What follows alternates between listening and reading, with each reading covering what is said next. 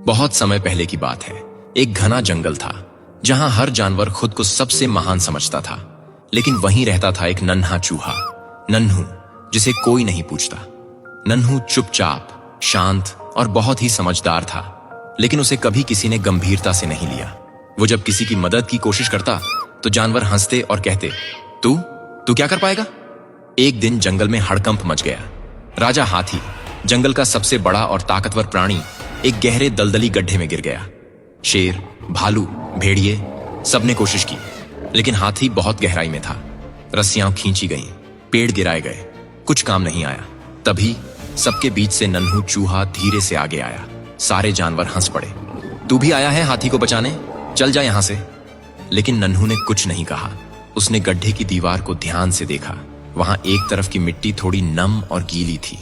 उसे एक पुरानी सुरंग की याद आई जो कभी उसके दादा ने बनाई थी और जो इस दिशा में जाती थी। नन्हू चुपचाप वापस मुड़ा और भागा अपने पुराने बिल की ओर। वहां से वो सैकड़ों मीटर लंबी एक संकरी सुरंग में घुस गया। अंधेरा, डर, कीड़े, लेकिन नन्हू रुका नहीं। वो जानता था कि सुरंग एक झील से सटी है और अगर वो झील की दीवार में एक छेद कर दे तो पानी उस गड्ढे में बह सकता है। नन्हू ने अपने पैने दांतों से दीवार की मिट्टी कुतरनी शुरू की। धीरे धीरे कण कण मिट्टी हटी और आखिरकार एक पतली सी धारा बहने लगी। थोड़ी ही देर में झील का पानी गड्ढे की तरफ बह गया। पानी ने गड्ढे की एक तरफ की मिट्टी गीली कर दी और कुछ ही देर में वहां ढलान बन गई। हाथी समझ गया, यही मौका है। वो धीरे धीरे अपने भारी शरीर को उस गीली ढलान पर चढ़ाता गया और आखिरकार बाहर निकल आया।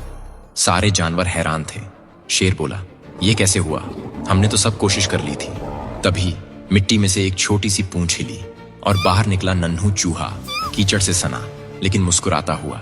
हाथी ने अपनी सूंड से नन्हू को उठाया और सबके सामने कहा, ताकत से नहीं, समझ से रास्ता निकलता है और जिसे तुम छोटा समझते हो वही सबसे बड़ा काम कर जाता है।